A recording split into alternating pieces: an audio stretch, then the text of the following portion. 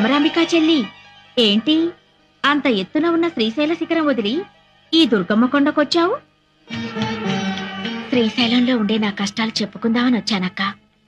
ఇంతలో నీ ముక్కు పుడకపోయిందని విన్నాను. పోలేదు. మరి గుళ్ళోనే ఉంది. గుళ్ళోనే ఉందా? కృష్ణవేణి చెల్లి నా ముక్కు పుడక అందుకోవాలని ఉరకలేస్తుంది.